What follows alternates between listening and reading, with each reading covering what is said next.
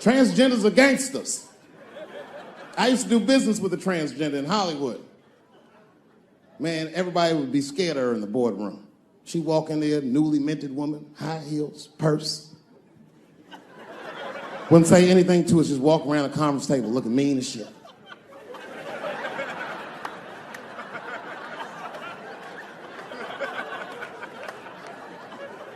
And then she walked to the head of the conference table, stare at us all, reach in her purse, pull her old dick out and throw it on the table. Let's talk business, gentlemen. Ah! And sitting next to the bees, all the way in the back seat by themselves, looking out the window, that's the T's. Everybody in the car respects the T's, but everyone also resents the T's. It's not the T's fault, but everyone in the car just feels like the T's are making the trip take longer. Anything the T's say gets on everybody's nerves. And then the T's don't even say anything bad. They just be in the back talking to themselves. I'm hot. Shut up. Shut the fuck up, okay? Just roll the window down, you bitch. I don't know what you... What? Just said I was hot. Could you pull over at the next exit? I need to use the restroom.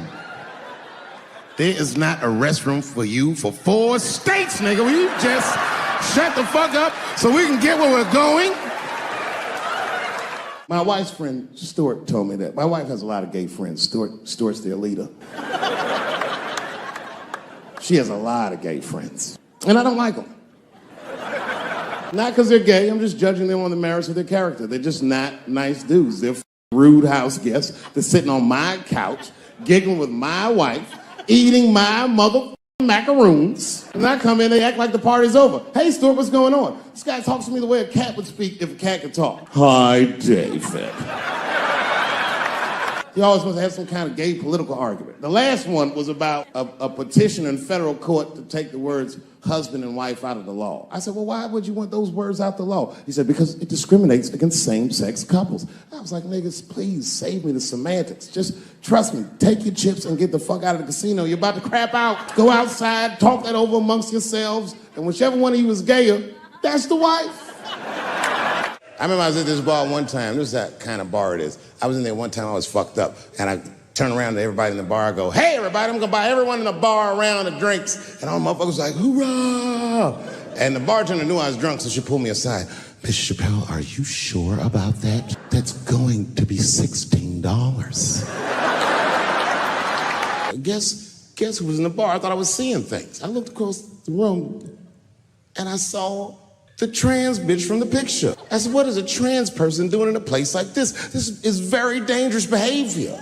And she was with 2 big, buff, gay black dudes. I didn't know these dudes, but I know they was gay. If they had a dick in their mouth, they wouldn't look any gayer than they did just sitting there. They had 1980s gay face. You know what that is? Remember in the 80s when gay people looked surprised all the time?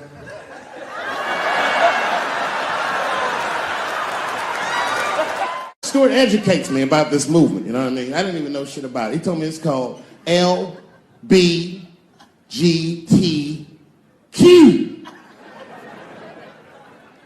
I was like, what the fuck is the Q? Does that even make sense, Q? Turns out Q is like the vowels. That shit is sometimes Y. It's for gay dudes that don't really know they're gay. You know what I mean? Like prison fags who are like, well, I'm not gay, nigga. I'm just sucking these dicks to pass the time. I'm not G, I'm Q. Ugh. And now we get to the core of the crisis. What is a woman? What is that in this day and time? Is there even such thing as a woman or a man or anything? Seems to be a question nowadays. Now listen, women get mad at me. Gay people get mad at me. Lesbians get mad at me. But I'm gonna tell you right now, and this is true.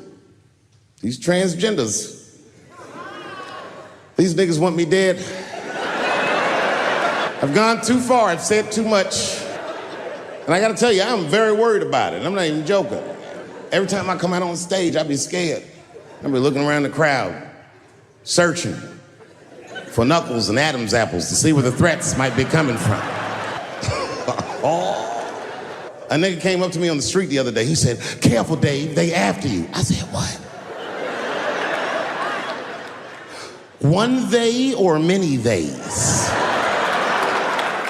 And if I were to be brutally honest, the only reason I ever been mad at the transgender community is because I was at a club in LA and danced with one of these niggas for 6 songs straight. I had no idea. And then the lights came up and I saw them knuckles. I said, "Oh no!" And everybody was laughing at me. "Hi, world star."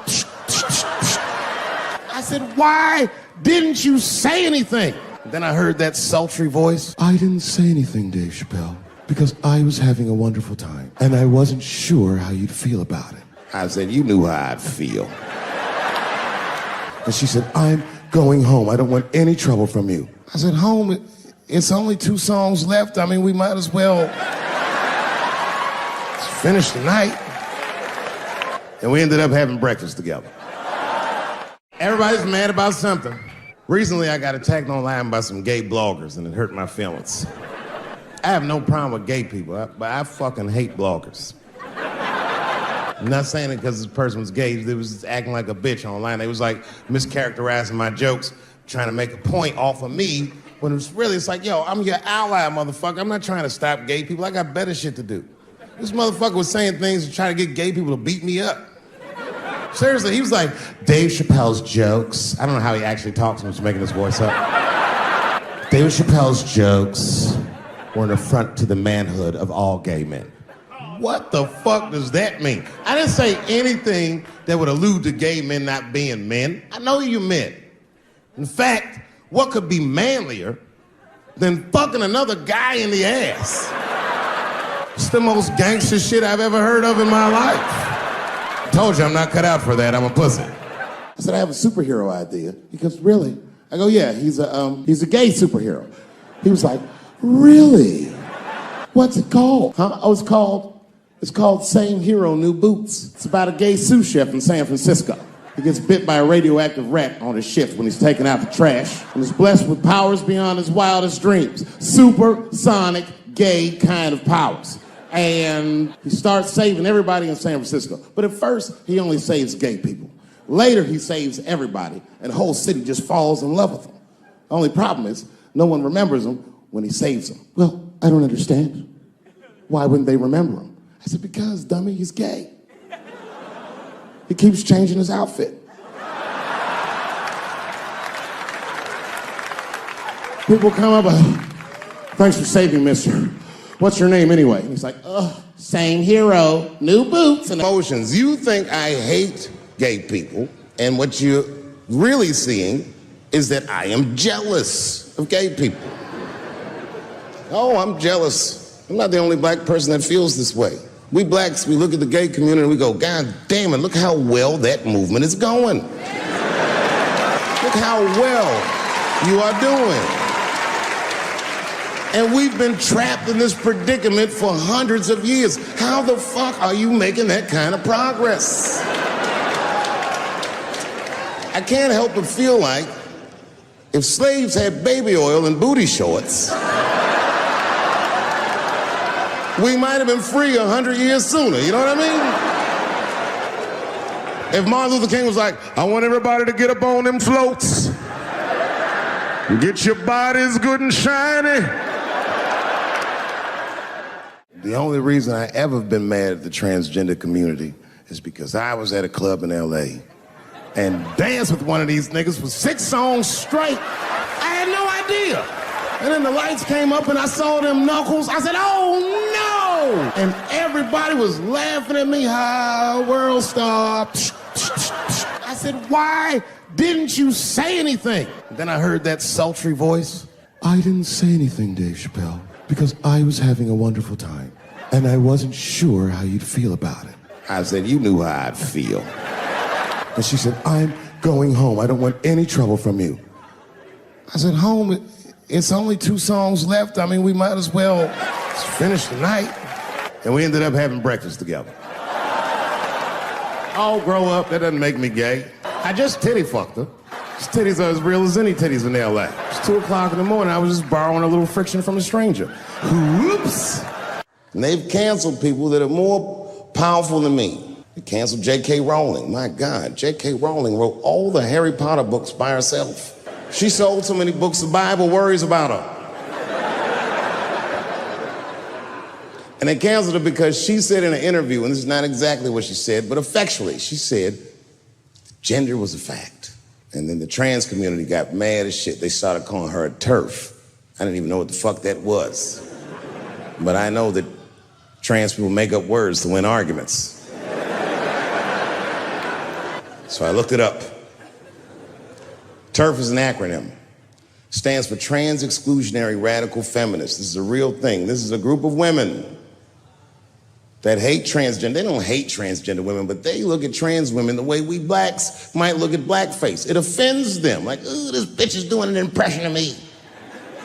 I came in the club minding my own business, and a woman came up to me. She goes, oh my God, Dave Chappelle. And I was just being reciprocally nice. Hey, miss, how are you? Blah, blah, blah. Benign talk, nothing to it. And all of a sudden, this lesbian fellow stepped between us.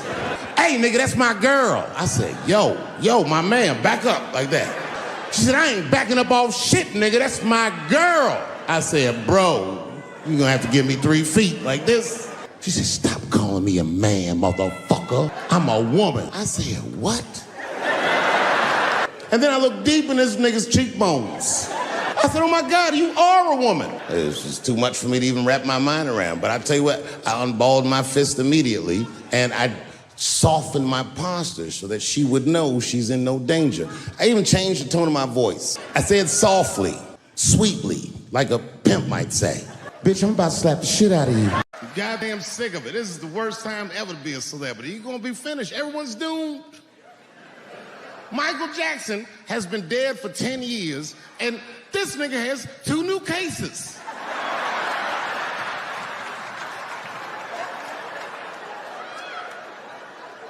And if you haven't watched that documentary, then I'm begging you, don't watch it. It's fucking gross. I felt like HBO was sticking baby dicks in my ears for 4 hours straight. Really nasty shit. I don't want to know all these things. Turns out, Michael Jackson allegedly likes a long gander at the anus. So they said he stares at people's buttholes. That's what they said. That's how gross the documentary was.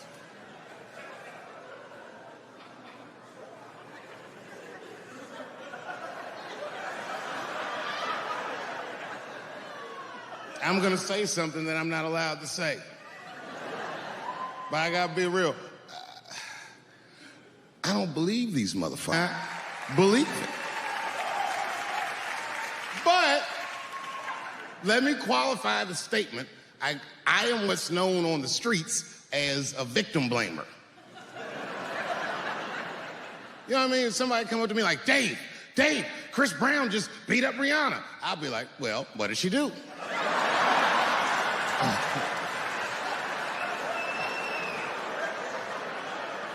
Dave, Michael Jackson was molesting children. Well, what were those kids wearing at the time?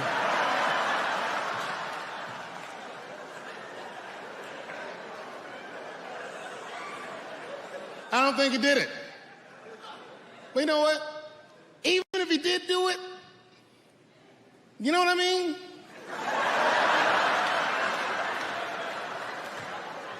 You know what I mean? I mean, it's Michael Jackson.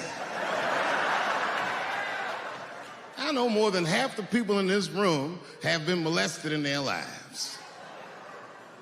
But it wasn't no goddamn Michael Jackson, was it? This kid got his dick sucked by the king of pop. All we get is awkward things.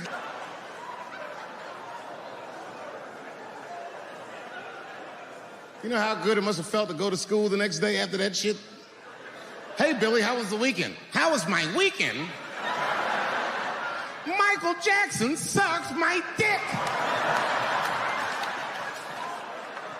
And And that was my first sexual experience. If I'm starting here, then sky's the limit.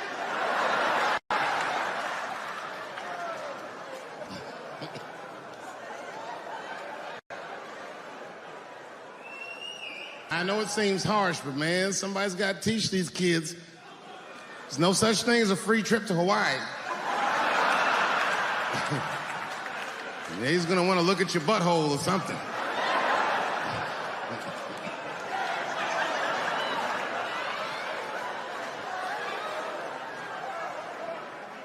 You know why I don't believe it? You know why I don't believe it?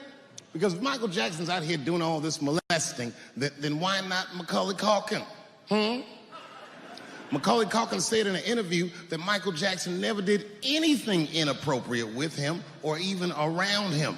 Think about that shit. You know, I'm not a... But if I was... Macaulay Culkin's the first kid I'm fucking, I'll tell you that right now.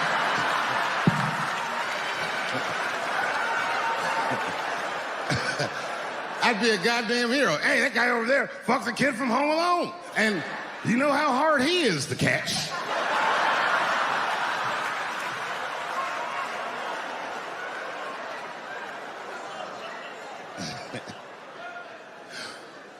My mind's telling me no.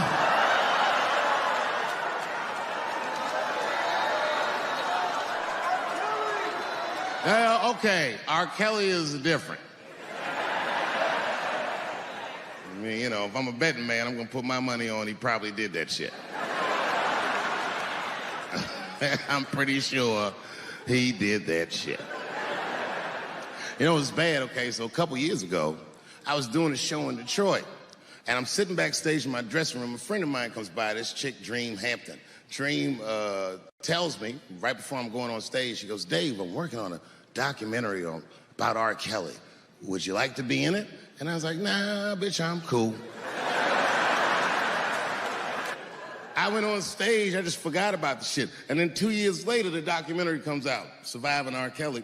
And when it comes out, Dream's promoting the shit, and she keeps bringing me up. She said, I asked Dave Chappelle to be in my documentary, and he said it was too hot for TV. Bitch, I did not say that. That does not even sound like how I talk. Oh, that's too hot for TV? I would never say that shit.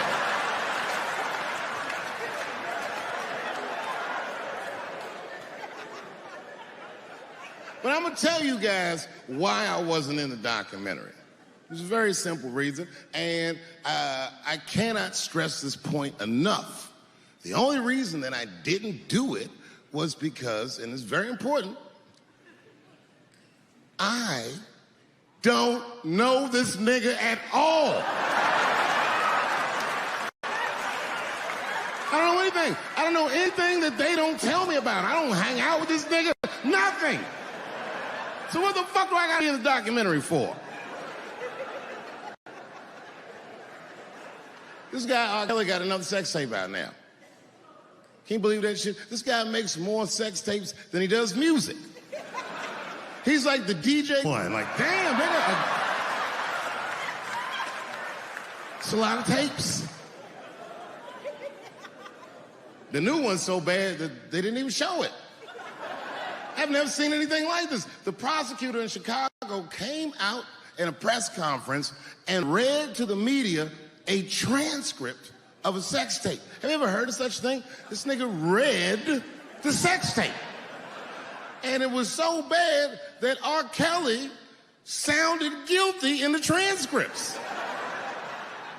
It's fucking amazing. 16 times the girl's age was mentioned. Isn't that crazy? This motherfucker's an idiot. He was fucking her like, yeah, this is the best 14-year-old pussy I've ever had in my life. And she was like, you like this 14-year-old pussy? He's like, oh yeah, I love this 14. I'm like, man, you need to shut the fuck up.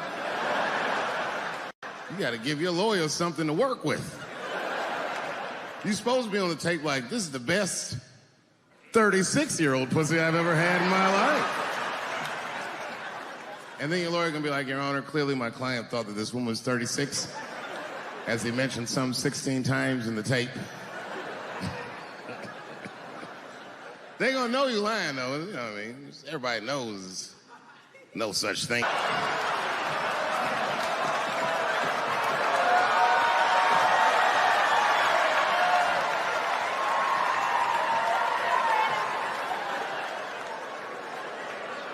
And now we get to the core of the crisis. What is a woman?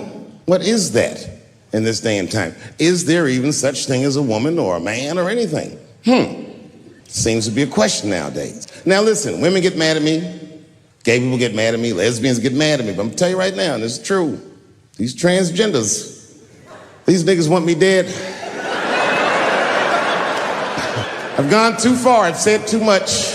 And I gotta tell you, I'm very worried about it. I'm not even joking. Every time I come out on stage, I be scared.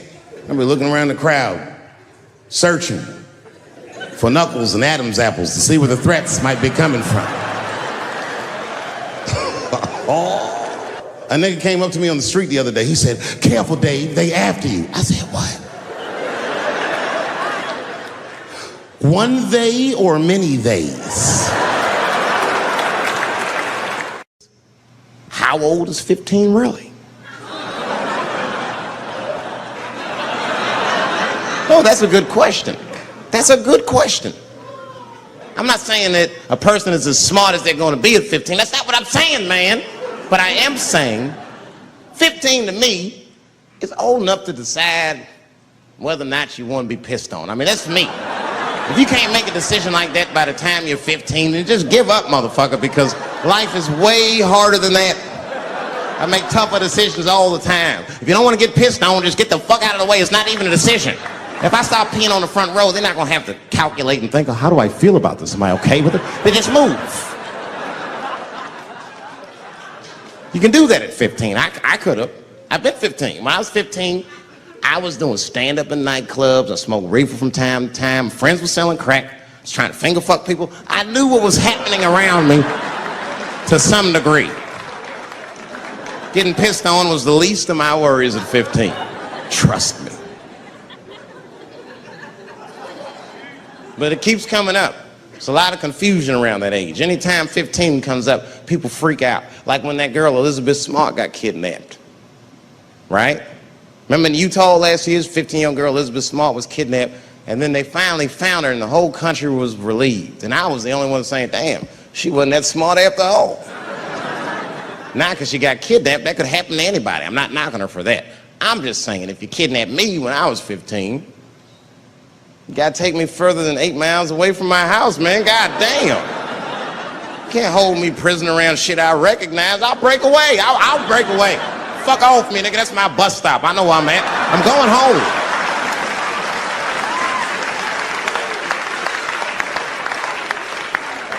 She was missing for 6 months, 8 miles away from my house. It was a great night. I remember the late, great Paul Mooney was there. A bunch of fly-ass comedy niggas was there. And we all went backstage and was just drinking and talking shit and laughing, and Daphne stole the room. She had everyone cracking up, spinning the yarn, telling us all these crazy stories about shit she be into. We all laughing real hard, and as she's telling us and everyone's laughing, I'm looking around, I'm like, oh my God, she is funny. I pulled her aside and I said, you're hilarious. I didn't know that when you were on stage. I said, you're doing some things wrong, but I can help you. I said, anytime I'm in San Francisco, why don't you open the show for me, and I'll just try to give you some pointers, see if you can't work this thing out. And she said, are you serious? I was like, yeah. And she grabbed me real tight, hugged me, squeezed me, and I pushed her off violently because I'm transphobic. I said, boundaries, bitch.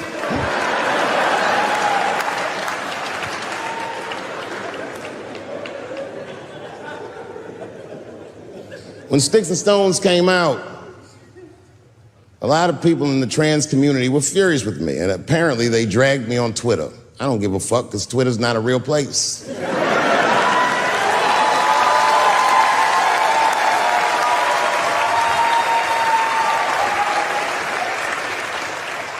And the hardest thing for a person to do is go against their tribe if they disagree with their tribe. But Daphne did that for me.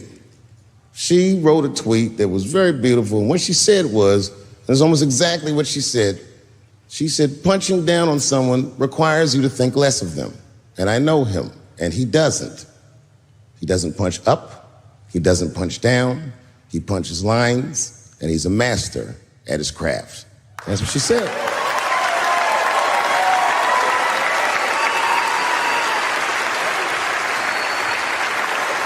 Beautiful tweet, beautiful friend. It took a lot of heart to defend me like that.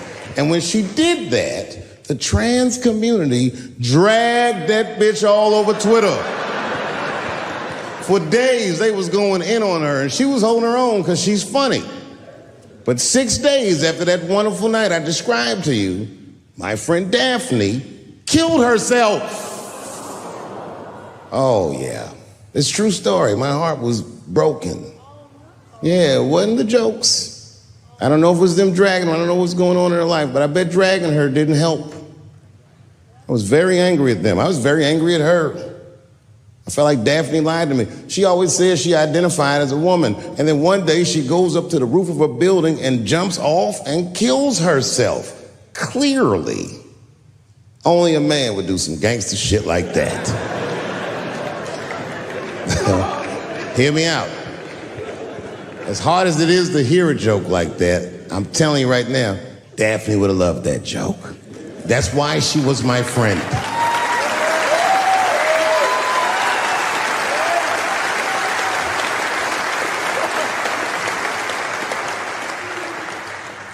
I was reading her obituary, and I found out she was survived by a daughter.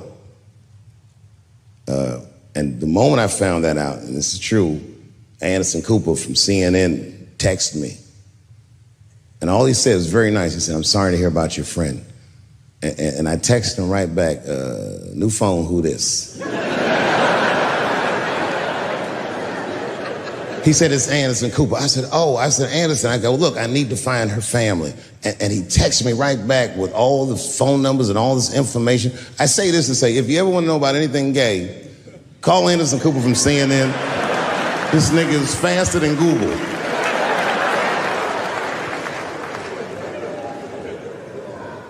What I did is I got in touch with the family and I started a trust fund for her daughter, because I know that's all she ever really cared about.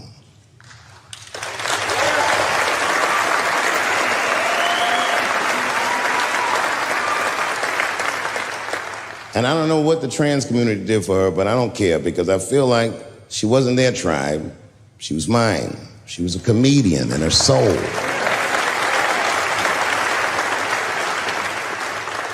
Her daughter is very young, but I hope to be alive when she turns 21, because I'm going to give her this money myself. And by then, I'll be ready to have the conversation that I'm not ready to have today. But I'll tell that little girl, "Young lady, I knew your father. And he was a wonderful woman."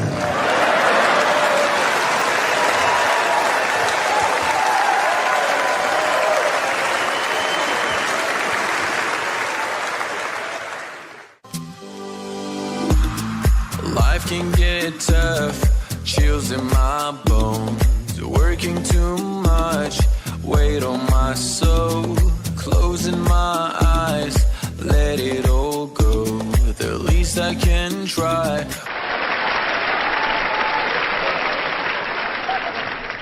Sometimes, sometimes racism works out in black people's favor. Now, it doesn't happen often. It happens very rarely, but when it happens, it is fucking sweet.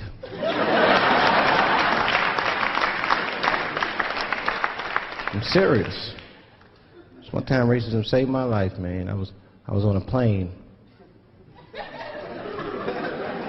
I was coming from overseas, and I don't know how this guy got a machine gun on the plane, but he stood up, man. He said, "Everybody, get on the fucking ground. Nobody look at my face." I started freaking out. Because he was Chinese, I was like, why is he talking like that?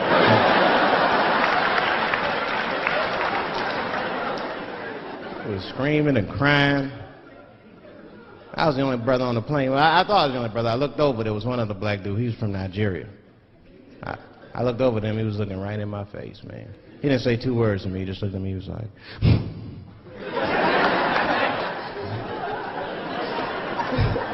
he didn't need to talk. I knew just what he was talking about. I looked right back at him. I was like,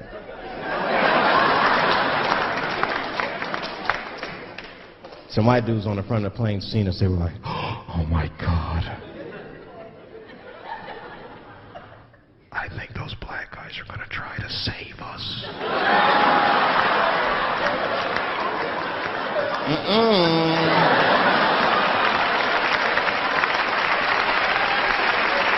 We were just communicating that we understood the situation.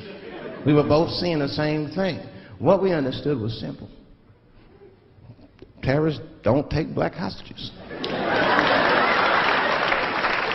That's the truth. I have yet to see one of us on the news reading the hostage letter. They is treating us good. We all chilling and shit. I'd like to give a shout out to Ray Ray and Big Steve and Central Newport.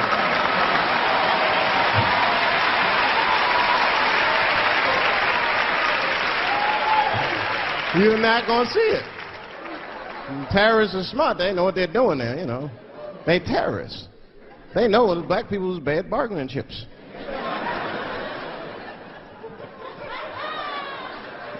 They called the White House. Hello? We have got 5 black... Hello?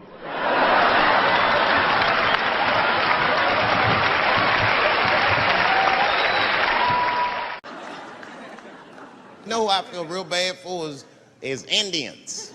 Everybody feels bad for Indians. They get dogged openly because everybody thinks they're dead. These motherfuckers are not all dead, all right? With my own eyes, I've seen a gathering of 1,500 Native Americans. They were all gathered in one place. The place is called Walmart in New Mexico.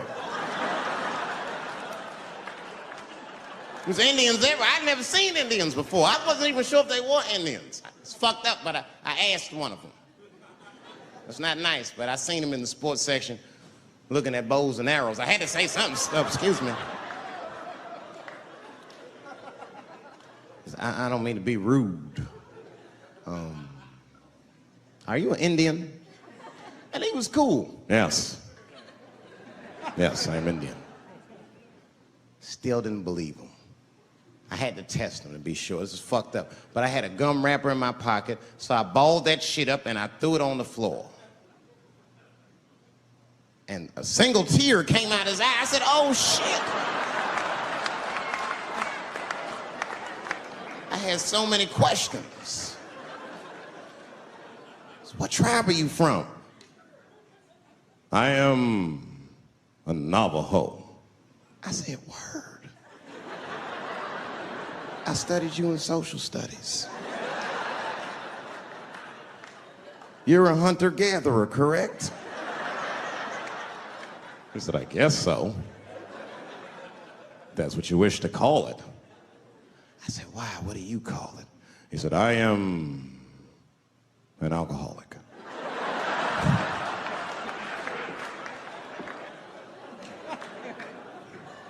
I said, well, what's your name, dog? He said, please. Dog is my cousin. That was a good guess. My name is Running Coyote. What is your name, friend? And that shit caught me off guard. I mean, I didn't want to say my name was Dave to a motherfucker named Running Coyote. This don't feel good enough. He just put me on the spot. I said, huh? My name, what? Oh, my name's Blackfeet. Then I changed the subject. Forget about me. What's going on with you? I want to meet your chief.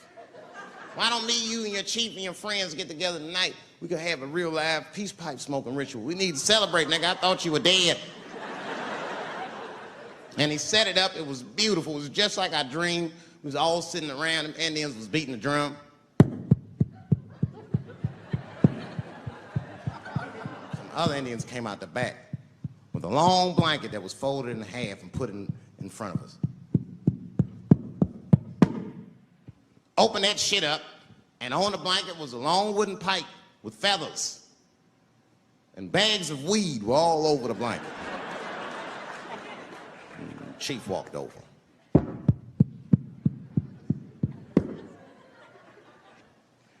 The big ones are 50. The little ones are 25. And these are 10.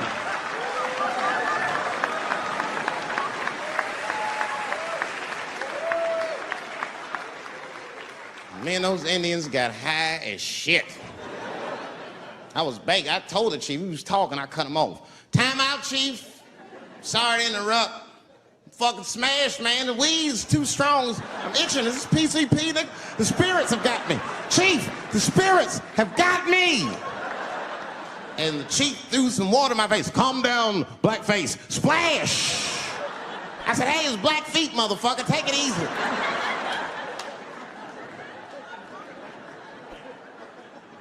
Blackfeet, you're welcome to stay amongst me and my tribe for the night until the spirits leave you.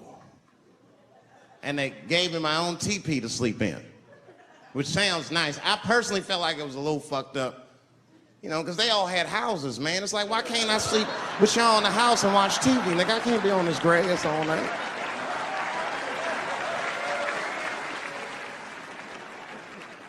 Yeah, Indians is rude, man. Everybody's rude. Indians, they eat nasty food. All they ate was corn and shit. Doritos, I think they call it. That's right. People only see the surface. They see the division in our foods. Just because I eat chicken and watermelon. They think that that's something wrong with me. Let me tell you something. If you don't like chicken or watermelon, something is wrong with you, motherfucker. There's something wrong with you. Where are all these people that don't like chicken and watermelon? I'm sick of hearing about how bad it is. It's great. I'm waiting for chicken to approach me to do a commercial, nigga. I'll do it for free, chicken. It's the least I can do. They make fun of Latin people for eating, what y'all eat? Beans, rice, corn. Listen, that's not a reason to hate a motherfucker, all right? It's funny, but it's not a reason to hate. The only reason these things are even an issue is because nobody knows what white people eat. You've been very good at keeping that shit a secret amongst yourselves. I study white people. You don't know that. I'm writing a paper on you. Not even for school, nigga, just to do it, just to get, I'm just doing this independent research. I'm spending my money, that's why I'm working so hard. I follow you around grocery stores, they freak out. I just try to peek in the cart, they always say, get away from my cart, nigga, what are you looking at? Chicken and giblets are over there. You must be lost. These are vegetables.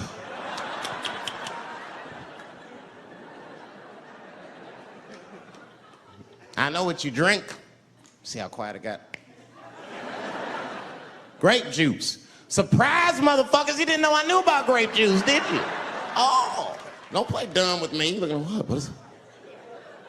A lot of black people don't have the privilege of knowing about grape juice because they have grape drink. It's not the same formula that you get. Ain't no vitamins in that shit. You might have one of your black friends over, Todd. Todd? Would you care for a glass of grape juice? What? Nigga, what the fuck is juice? I want some grape drink, baby. It's purple. I don't think I know what grape drink is. What? I have some apple juice if you want. What the fuck is juice? I want some apple drink. Scream.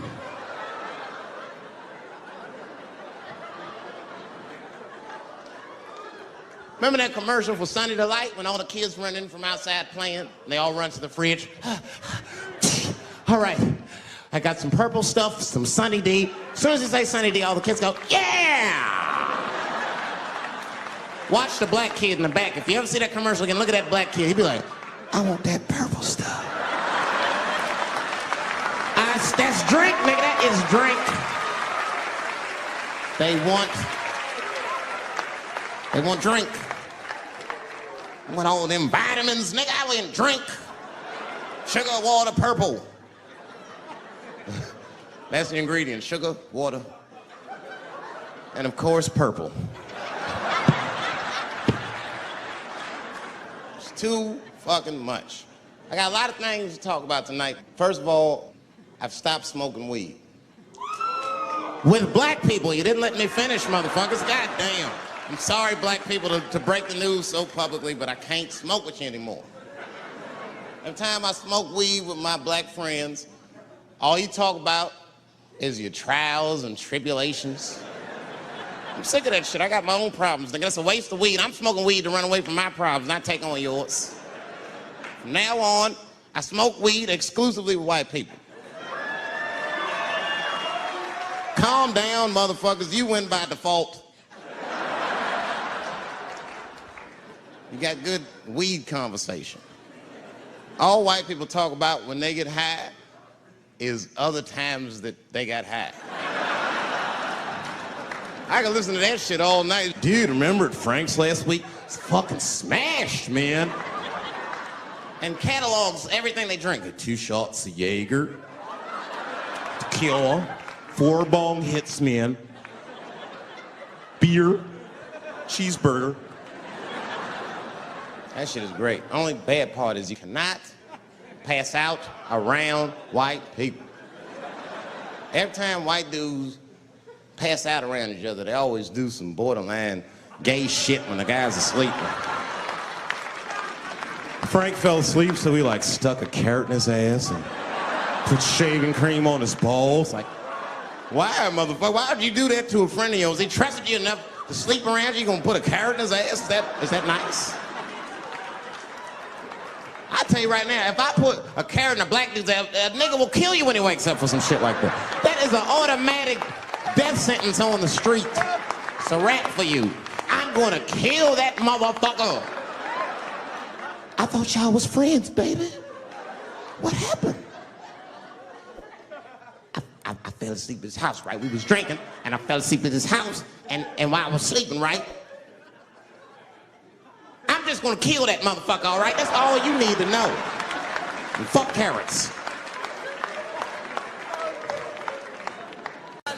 I know it's fucked up, but I tell you the truth. You know, everything's funny. Everything's funny till it happens to you. 3 months, a mere 3 months after that terrible attack that Chris Rock endured, I was on stage at the Hollywood Bowl, and a lunatic jumped out of the crowd and attacked me. Now, I gotta tell you, if it happens to you, you don't even know what the fuck is happening. It was like slow motion. I just looked over. I don't know this nigga. And I just looked and said, oh my God, I'm being attacked. And this motherfucker was ragged. He jumped at me. He was like, ah! I'm old, but I'm fast. I caught this motherfucker's head with my hand and pulled his hoodie over his eyes. I can still feel his head in my hand. It was spongy. He had been growing dreadlocks. Not the beautiful dreads that Rastafarians grow. These were accidental LA homeless dreads. This shit had leaves and sticks and bottle caps and shit in it. Some kind of grease. I was like, ugh, like this. And then I fell down. And he knocked me all the way on the ground. And I was like, man, this is a bad situation. I'm like, I don't know if I'm gonna die or what's gonna happen. But in that moment of vulnerability, you know what occurred to me that had never occurred to me before in my life? In that moment, it occurred to me that bodyguards should not wear dress shoes to work. Travis! This nigga Travis came out slipping and sliding on some kind of beautiful loafer and fell flat on his back. I said, oh my God. Now both of us are down. I gotta handle this shit myself. So I popped that back, boom. And then the kid that knocked me down, he popped out, boom. And we looked at each other and realized, at the same time, I was bigger than him. And that motherfucker took off running. And I started to chase him and I said, fuck him. And I picked the microphone up. So I'm gonna finish this show now. That's right.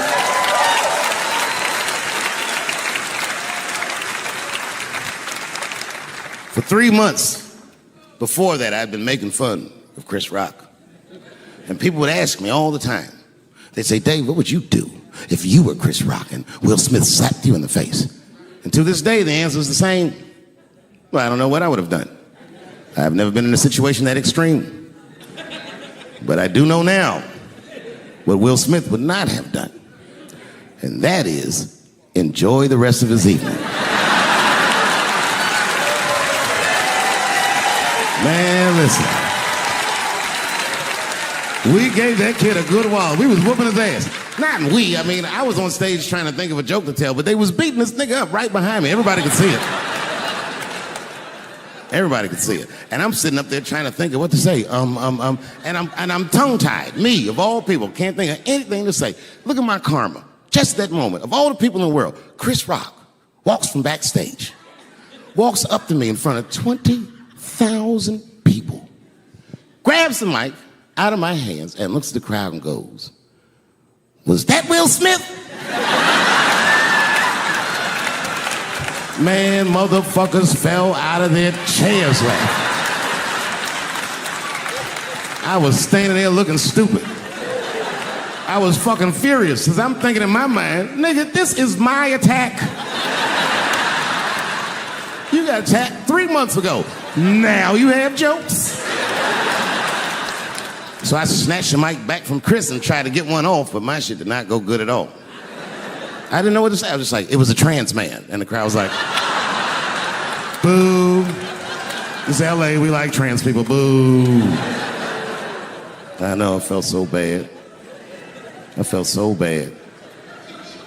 But I know why I did it. You'd have to be there to understand, but man, when that guy tackled me, it was like it's like a movie or something. You gotta picture this. Picture a famous person you like. Every famous person you could imagine was at that show. It was like the biggest night that Hollywood had ever seen. And when that guy tackled me, he cleared the bleachers.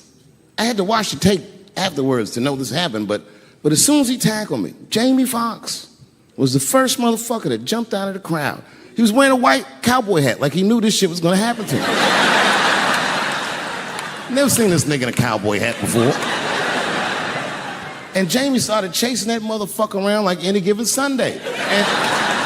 And that kid was fast as shit, was juking and shaking, and he broke Jamie's ankles, and he just kept running.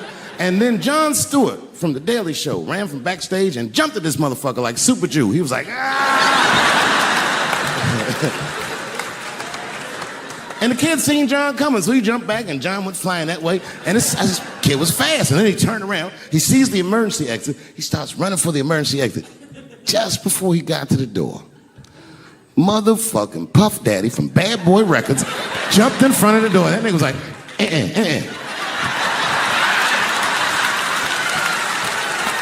Boy, Puffy got that motherfucker. And then every celebrity just ran out because every celebrity saw themselves in me, and they just started beating the fuck out of that kid. And I know Chris was backstage looking like, nobody helped me.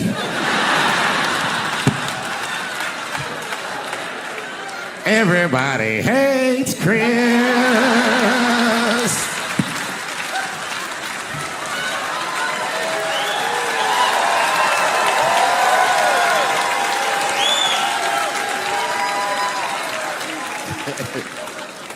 Look, it was way more intense than what you guys might have read. I don't know what you read, but the kid, while we was beating on him, reached in his waistband, pulled out a .22 caliber pistol. That shit was mayhem. Everybody started screaming, oh my God, he's got a gun, he's got a gun. And then I got scared. I was in the back, but I was scared because I knew that everybody that was with me was armed. Yes, if they had shot and killed this kid on stage at the Hollywood Bowl, like I pay you to do, Travis,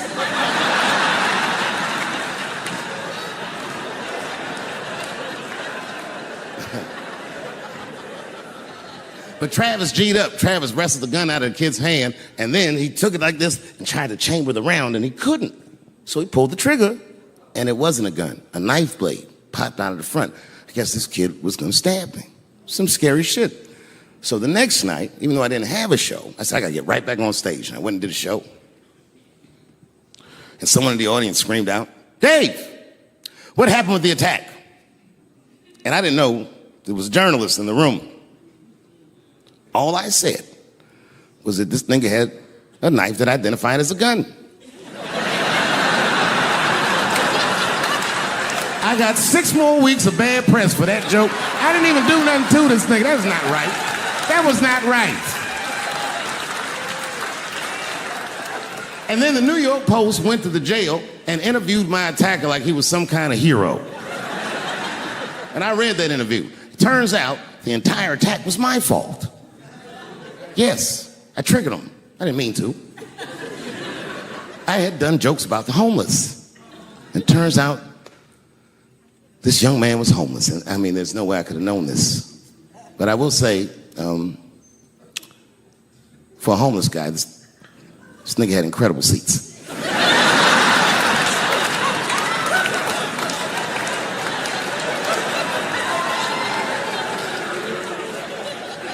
Oh, and they said I triggered him because I had done LGBTQ jokes, and it turns out this fellow was a bee.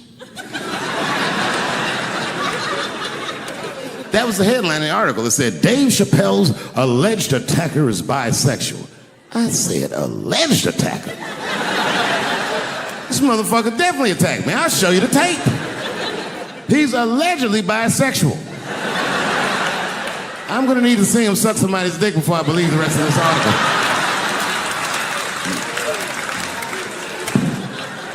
I read that shit in the paper. I was horrified. I was like, oh, bisexual?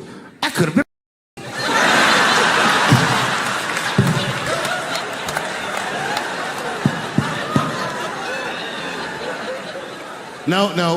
No, you know what though?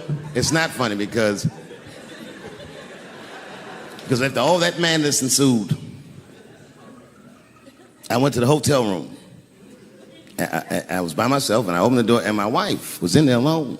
She was sobbing, like sobbing. I said, oh my God, what's wrong with you, bitch? Did you get attacked too?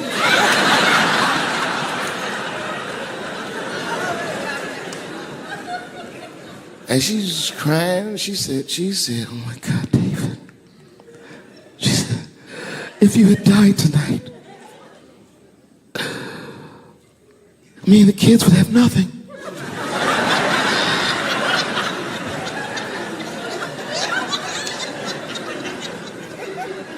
Then I knew it was serious. So I sat down on the bed next to her. And I reached in my pocket, I pulled some keys out that she had never seen before. She said, what are those keys? And I gently placed them in her hands. I said, sweetheart, those are the keys to my safe deposit box. God forbid anything ever happen to me. But if it does, don't even worry about it. You and the kids have everything you need in that box. I've already taken care of it. And she was looking at them keys, and I could see her mind realize what we were actually talking about. And then she just started crying harder. And to be honest with you, that made me cry a little bit too. And we hugged each other real tight.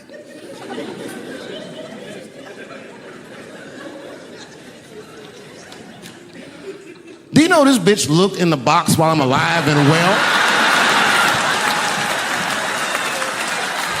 Who does that? Oh my God. And then she was mad at me. She said, God damn it, David, I opened that box. I said, you did? She said, yes, I did. And there was nothing in there.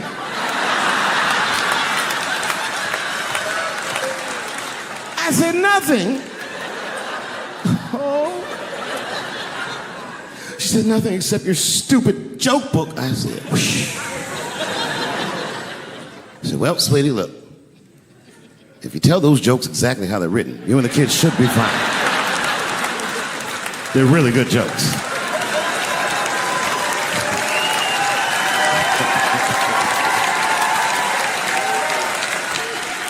She's like, good jokes? What is this shit? It went like this.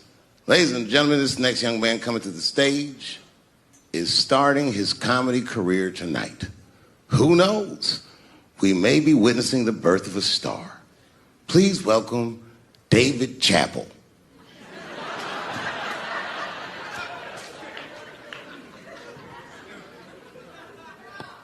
From the first time that I ever held a microphone, I was sure this was it. I knew I was home. I knew I had found my thing. And my God, man, I was a child.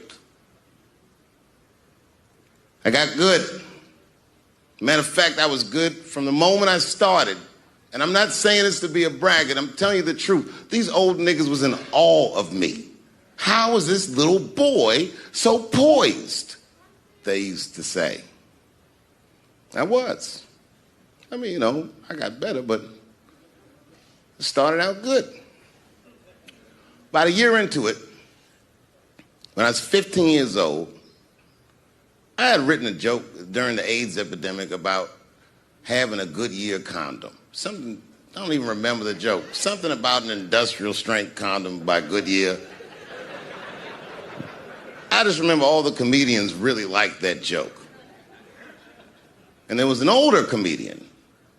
And he came to me one night after the show, after he saw the joke, and he said, listen, I got an audition at another comedy club, and I was wondering, do you mind if I do that joke? I just want to borrow it. Now, I'm a kid. I don't know any better. I'm like, borrow it? Well, I guess, sure, if it'll help your career. I let him do the joke. And then weeks later, I was waiting to go on in a comedy club, and he went on before me, and he did the joke. And after the show, I pulled him aside, and I said, hey, man, I don't mind you borrowing my jokes, but you got to give them back. He said, oh, I forgot to ask you. He goes, let me buy that joke from you for $50. And I said, man, I'd do it, but I'm just starting out. I need all the material I can get. The idea being that the more material I can accumulate, the faster I'll be able to make money for my work. I said, I can't do it. I want my joke back. I'll never forget this.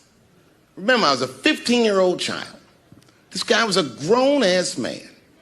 He stood up over me so I could see how big he was. And he said to me, really? I can just take it. And he did. I got scared because I was a child. But I never forgot that. I never forgot that. I was 15 years old. I'm 47 now. I think about this guy all the time. When I look at my own kids and I see how young and innocent they are, I can't believe someone did that to me. And I don't think about it every day because that was the worst thing that happened to me. I think about it every day because that was the first time that someone ever did that to me. But in my career, it has happened many, many times since, where someone would intimidate me or scare me and take something that I believe was mine. I'll tell you another story. Now I'm 18 years old. I'm living in New York City, and I just finished my first road tour, which was a very difficult tour. I'll spare you the details. Now I'm back in New York, but my rent is paid, thank God. And I have $60 to my name, and a woman that I had met in Pittsburgh, a bad Dominican bitch,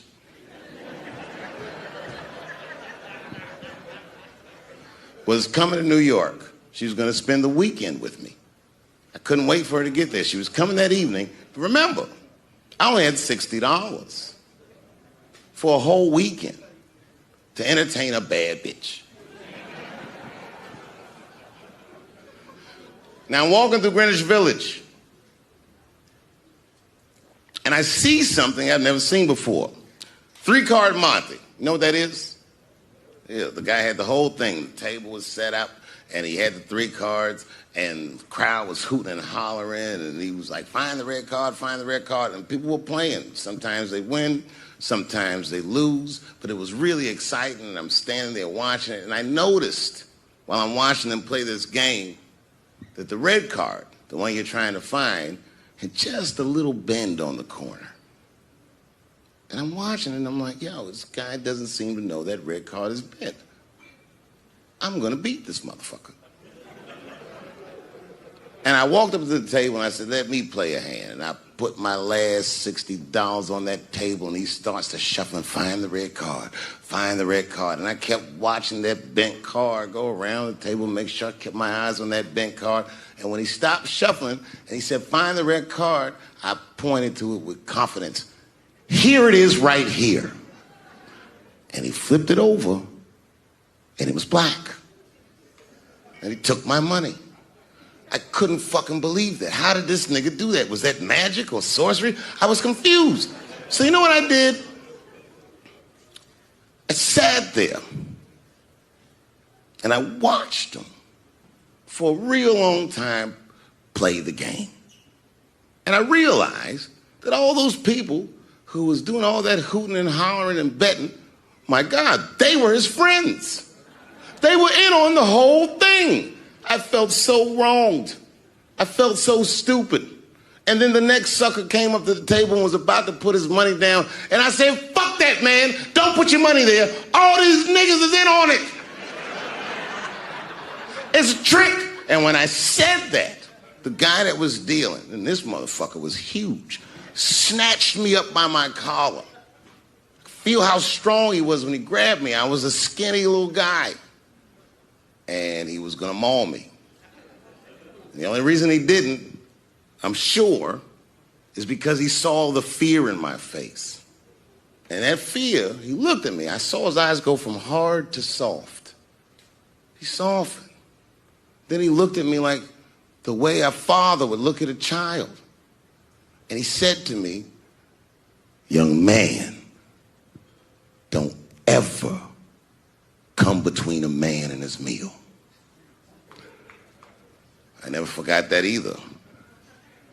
Most niggas would have to run the streets for years to learn a lesson that profound. It took me 2 seconds. Never get between somebody and their paper. Taking a man's livelihood away from him is akin to killing him. Do you know why Prince, the famous rock star that was a friend of mine, do you know why he called himself the artist when he came back? He calls himself the artist because that's what they call us in our contracts. Oh, these contracts are crazy. You should hear the terminology they say in these contracts. To use your name and likeness in perpetuity throughout the universe. Who the fuck could possibly know what that means? Nobody does. It's so complicated, in fact, that when you're a kid like me, you have to hire somebody to tell you what that means. And you sit down at a table and you do the contract game. And that's how I got with Comedy Central. I signed the contract. But I signed the contract the way that a 28-year-old expectant father that was broke signs a contract. I was desperate. I needed a way out. And it wasn't good money and it wasn't good circumstances. But what else am I going to do, I said. And all these white people sitting at that table told me, trust us, Dave, it's a good contract. And I looked around the table and they all seemed to agree it was a good contract. But what if it was like that game of 3-Card Monte? What if they were all friends and I didn't know it? And the bag of money was Iceberg's money in the first place. What was I talking about? What was I trying to tell you?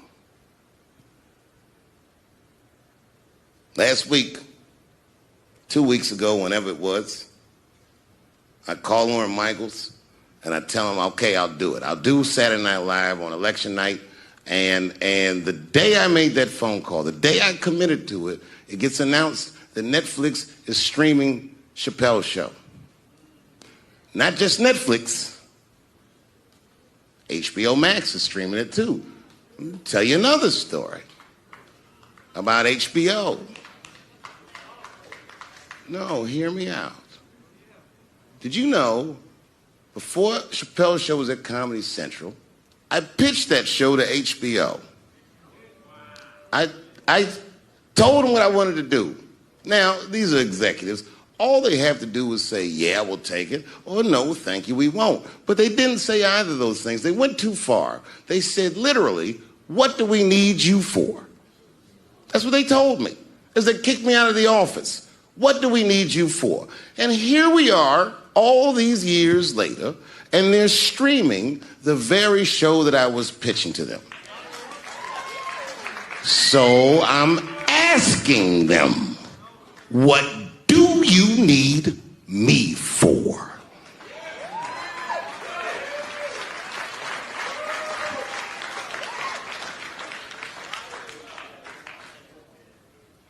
People think I made a lot of money for Chappelle's show. When I left that show, I never got paid. They didn't have to pay me because I signed the contract. But is that right? I found out that these people were streaming my work and they never had to ask me or they never had to tell me. Perfectly legal because I signed the contract. But is that right? I didn't think so either. That's why I like working for Netflix. I like working for Netflix because when all those bad things happened to me, that company didn't even exist.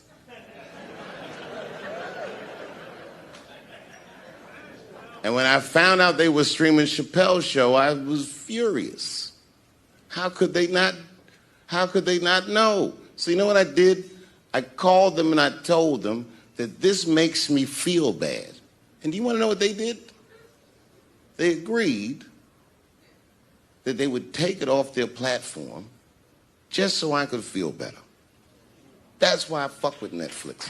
Because they paid me my money, they do what they say they're gonna do, and they went above and beyond what you could expect from a businessman. They did something just because they thought that I might think that they were wrong. And I do. I think if you are fucking streaming that show, you're fencing stolen goods. They stole that from me.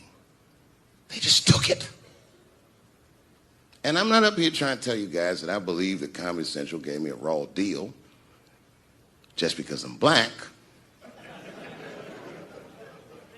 I believe that they gave me a raw deal because this fucking industry is a monster.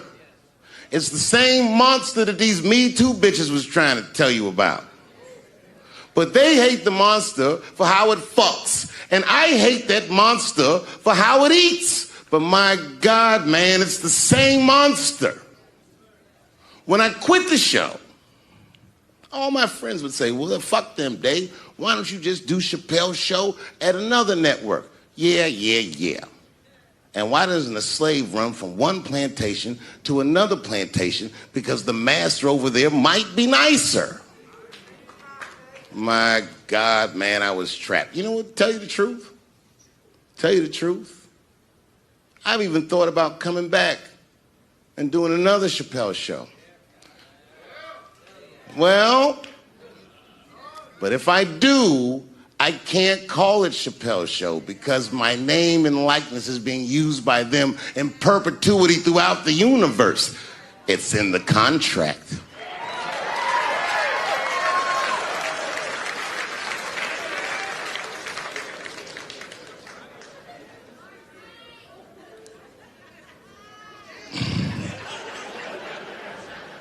You're not supposed to do this in my business. I'm up here doing something that nobody else in this business has the balls to do. I'm telling you something that you need to know. I'm trying to explain to you what you're seeing. You don't understand what you're seeing. I am publicly flogging a network. And I know that this network niggas, they watching me and they saying, why are you doing this so publicly? Doesn't feel good to be flogged publicly. Oh, believe me, I know. I know exactly how that feels. When I quit my show, they said I was crazy. What was crazy about it? I just didn't want to do it anymore. They said I smoked crack. That's impossible. I was a devout Muslim. I didn't smoke or drink. But I do now, bitch, because you ruined my fucking life. Now it's their turn. This is their first nigga lesson, and I'm honored to give it to them. They're gonna pay me for this show. I called my agent. I said, is there anything I can do about this show? And he said, no. Well, fuck you too then. If you want something done right, I guess you got to do it yourself. So I'm not going to the agents. I'm coming to my real boss. I'm coming to you. I'm begging you. If you ever liked me, if you ever think there was anything worthwhile about me, I'm begging you. Please don't watch that show. I'm not asking you to boycott any network. Boycott me. Boycott Chappelle's show. Do not watch it unless they pay me.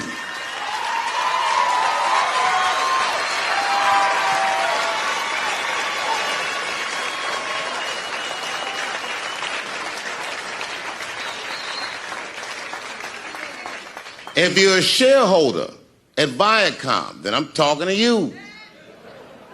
Because all that shit that they do to us, well, they do everything for their shareholders. That's what they told me. So if you're a shareholder in that company, tell them it's wrong. And if you don't believe that it's wrong, then fuck you too. You